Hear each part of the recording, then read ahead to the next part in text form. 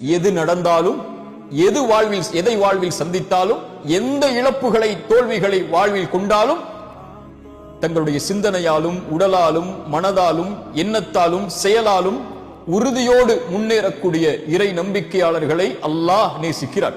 சுப்ஹானல்லாஹ். தங்களுடைய வாழ்வில் அவர்கள் எதையும் பார்ப்பார்கள். நோயை பார்ப்பார்கள், செல்வத்தின் இழப்பை பார்ப்பார்கள், விரும்பியது நடக்காததை பார்ப்பார்கள், தொழிலில் தோல்வியை பார்ப்பார்கள். ஆனால் அவர்களுடைய வாழ்வு முழுவதும் அல்லாஹுடைய நாட்டத்தை கொண்டு மட்டும்தான் இது நடக்கிறது.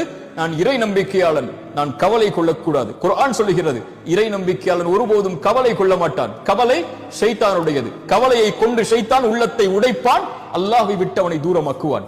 கவலை கொள்ள மாட்டான் இறை நம்பிக்கையாளன். பயம் கொள்ள மாட்டான். உலகமே அவனுக்கு எதிராக ஒன்று சேர்ந்திருந்தாலும் ஹஸ்புனல்லாஹ், அல்லாஹ் ஒருவன் போதுமானவன் என்று அவன் சொல்லுவான். கவலை கொள்ள மாட்டான், பயம் கொள்ள மாட்டான். அவனுக்கு குர்ஆன் சொல்லக்கூடிய செய்தியை மனதில் வைத்திருப்பான். கவலை கொள்ளாது, பயம் கொள்ளாது. அன்துமுல் அலௌன இன் குன்தும் முஃமினீன், நீங்கள் தான் உயர்ந்தவர்கள் முஃமின்களாக வாழ்ந்தால். எதிலும், இந்த உலக காரியத்திலும் தொழிலிலா நீங்கள் தான் உயர்ந்தவர்கள். இறை நம்பிக்கையாளராக இருந்து அல்லாஹ் அனுமதித்த வழியில் உங்களுடைய செல்வத்தை சேகரிப்பதற்கு நீங்கள் முன்னேறினால் இந்த உலகத்தில் இருக்கக்கூடிய எல்லோர்களையும் செல்வத்திலும் நீங்கள் முந்தலாம். உங்களுடைய முயற்சியை நீங்கள் அதில் வைத்திருந்தால், முஃமின்களாக வாழ்ந்தால்.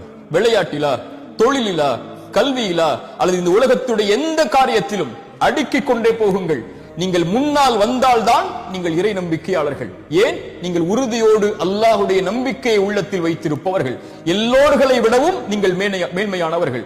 உங்கள் சமூகத்தில் வாழக்கூடிய மக்களில் யாரை நீங்கள் அருகில் வைத்திருந்தாலும் நீங்கள் தான் உயர்ந்தவர்களாக இருக்க வேண்டும். அதில் ஏன்? இறை நம்பிக்கையாளன் பலமுள்ளவனாக இருந்தால்தான் அல்லாஹ் அவரை நேசிக்கிறான். இந்த அல்லாஹுடைய தூதர் ஸல்லல்லாஹு அலைஹி வஸல்லம் அவர்கள் சொன்னார்கள்.